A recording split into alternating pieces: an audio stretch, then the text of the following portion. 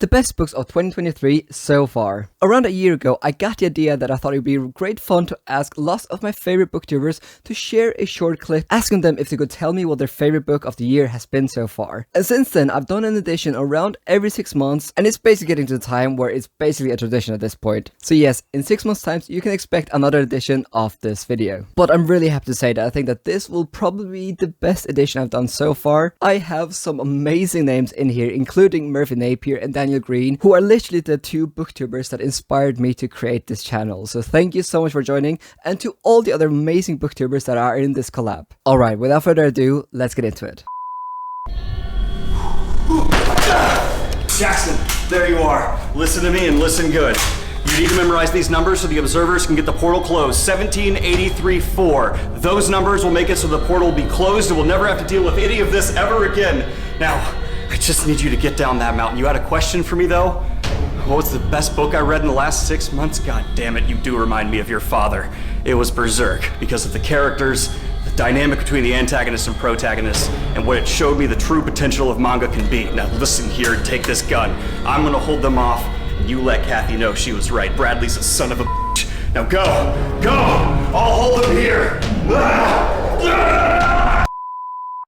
Hello, I'm Murphy from the channel Merphy Napier, and my favorite book so far this year was The Wisdom of Crowns, which is the final book in the Age of Madness trilogy. This trilogy follows 4 main characters, as well as several side characters, some familiar faces from previous trilogies. There's a lot of political tension, warring sides and territories and people groups, and it's these 4 characters who are from different areas and have very different motivations. It's their battle to survive, to figure out what's right, some of them to do everything wrong. Joe writes very much character-centered stories, so it's a lot of the character internal struggles and growth and betrayals that happen, some characters that rise up and other characters that fall down. I've read a lot of good books this year, but this trilogy consumed me. I couldn't stop reading these books, and they got some pretty strong reactions out of me in the best way. Hey, what's up, bookworms? Mike here. Viking hit me up and he said, Mike, I want to know, just like last year, what is your favorite book at the halfway point this year? Guys, for me, it's not even close. It is Lonesome Dove by Larry McMurtry, a book that I think is legendary for a reason. It's one of those that after I'm reading it, I feel a little bit embarrassed that it took me this long to read it, guys. This is probably the greatest character book I've ever read in my life. It is absolutely slice of life heaven. You are going to absolutely fall in love with every one of these characters, and it's going to stick with you after you are finished reading. You're still going to feel like you're hanging around the campfire with all them cowboys. This is an amazing, amazing book that I don't think that there's a reason that no one ever says anything bad about it, guys, because the hype is absolutely deserved. This is an incredible book. Even if you're not into Westerns, guys, I think you will absolutely love this. If you are like me and you prefer character first, Lonesome Dove is definitely a cannot miss. Absolute favorites are so hard to pick, so I am just going to chuck in a really quick word about. Really good, I'd highly recommend it. But my real pick will be The Shadow Casket, which is the sequel to The Ember Blade. This is a modernized classic fantasy series reminiscent of The Lord of the Rings, without describing trees for 7 pages. I do love Lord of the Rings though. Wooding does such a good job of having a large cast of characters, but having them all very unique and individual and giving them an arc of their own. People talk about the Sanderlanche. This is how it felt, with the character arcs just finishing and then brutal battle in between.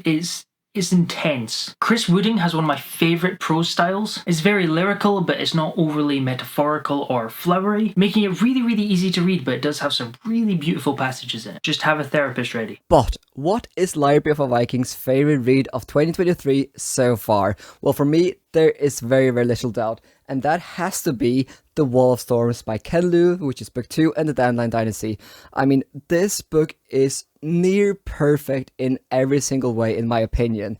Well, I love The Grace of Kings. I think this is an absolutely phenomenal read. I do understand that this can be a bit of a tough sell for some, but if you didn't particularly enjoy this, then definitely at least give The Wall of Storms a try as well. Just the sheer ambitiousness of writing a novel that is this epic in scope and amazing characters is absolutely astounding, and I just love how Ken Liu blends magic and also some sci-fi elements, and I have to say, the animal creatures in this series are some of the best I have ever come across. Truly, the Dandelion Dynasty is absolutely blowing me away, and I'm getting more and more confident that this series will break into my top 10 all-time favorite series of all time, because this is just so ridiculously incredible. Alright, over to you, Isa. Hi, libraryofaviking. The best book that I've read this year so far is The Justice of Kings and its companion, Tyranny of the Faith. This is a story that is slightly dark, but I wasn't able to put it down because it blends so well fantasy with religion and politics. The magic,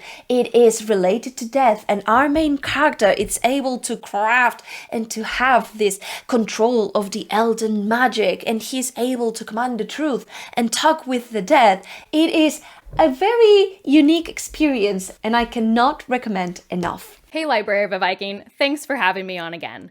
My favorite book I've read in this first half of 2023 has to be The Trouble with Peace by Joe Abercrombie. I actually just finished this yesterday and was completely blown away. I can honestly say this was 5 stars from first page to the last page. High drama, just high emotion.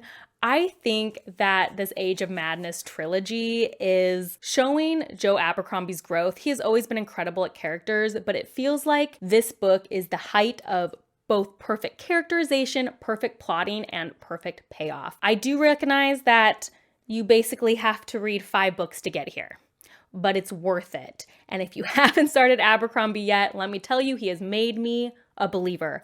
I absolutely love this book, and I hope you will at least give First Law a try. We are the guys at Tutor Ramble. Thank you for having us on. Rich, what is your favorite book of 2023 so far? For 2023, the book The Sword of Kagan by M.L. Wang was my favorite so far. This is a book about the trauma and the after effects of war. It brought a tear to my eye, some fantastic action and world building. I loved it. That was my second favorite book of the year. Absolutely stunning. I cried as well. But Rich, one book topped that. You know what that was? I do. Red Rising, baby! Red Rising, bloody damn! This book is incredible. It is a modern, dystopian sci-fi written by Pierce Brown, his first book ever.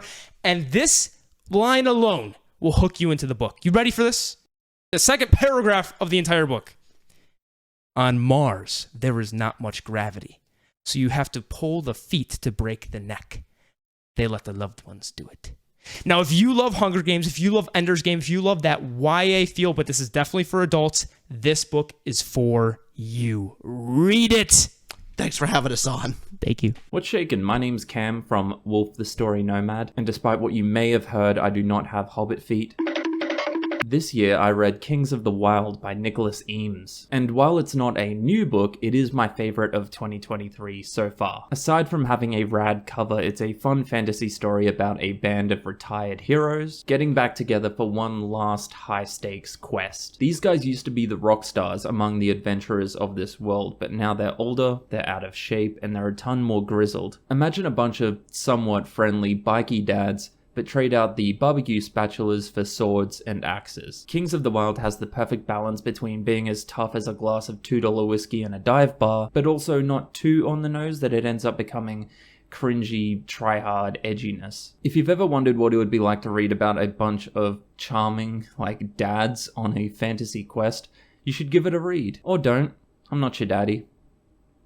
Unless... Hello viewers of Library of a Viking. My name is Sarah and I'm from the channel SarawithoutanH. Lately I've specifically been enjoying cozy fantasy, which brings me to my favorite book that I've read so far this year. Emily Wilde's Encyclopedia of Fairies by Heather Fawcett. You should read this if you love books set during the Victorian time period. Light academia. We love a little research paper moment. This is written like an academic journal with a lot of footnotes in it. A main character that's coded as being neurodivergent. An adorable romance between 2 characters that bicker constantly. Fae lore that's actually authentic. The fairies in this book are not always nice. And then to top it off, our love interest has an endless supply of witty banter. I know this channel features a lot of very high fantasy, so if you're looking for something a little bit lighter and cozier, I highly recommend this, and I really hope that you guys pick this up, and I thank you so much for including me in this video. Hello, Johan. Thank you for inviting me to tell you about my favorite book of the year so far, which is The Book That Wouldn't Burn by Mark Lawrence. This is an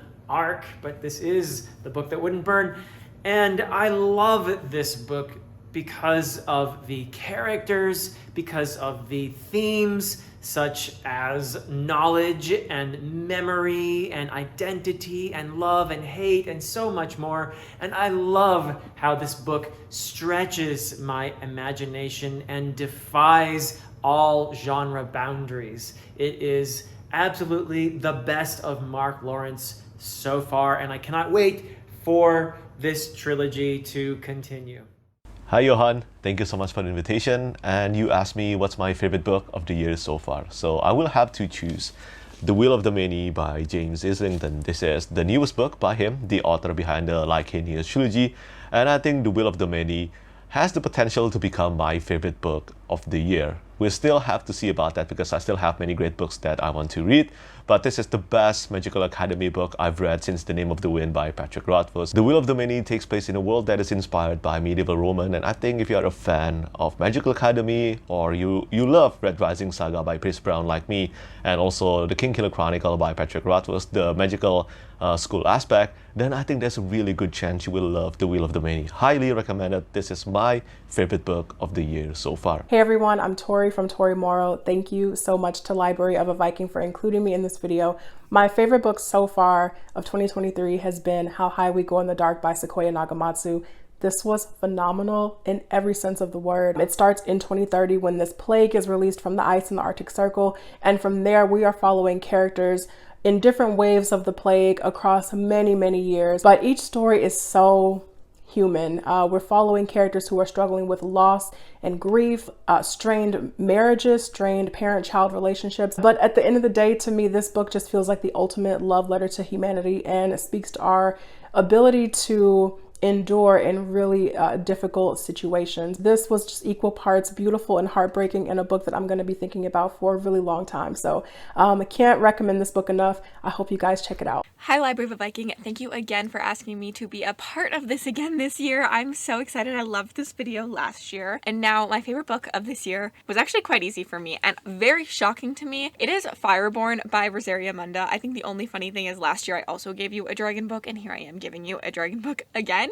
I loved this book because of the discussion it has and the nuance it has on these discussions about power corrupting, government propaganda, and privilege. We're following two characters, Annie and Lee, in this, who grow up as orphans together and then train to be dragon riders in this new regime after the old regime was overthrown. Little do they know until they're older, but we know at the start of the book. Annie was a peasant in the old regime, and Lee is a child of the old regime. He's actually one of the sons of the ruler. It is a secret from society because Lee is supposed to be dead, and you just see how even on the level playing field that they're supposed to be at now, how much privilege has helped Lee succeed in life and how much more Annie struggles because of how she was raised. This is just such a amazing book about rebellion and revolution and all the other things I talked about, and it is so good. It is technically YA, but it has the nuance and discussion and themes of an adult book, but with the YA characters that are just so bingeable to read. And even if you don't love YA fantasy, I know I'm one of those people normally, I highly recommend picking up this book. It's just so good. Chef's kiss.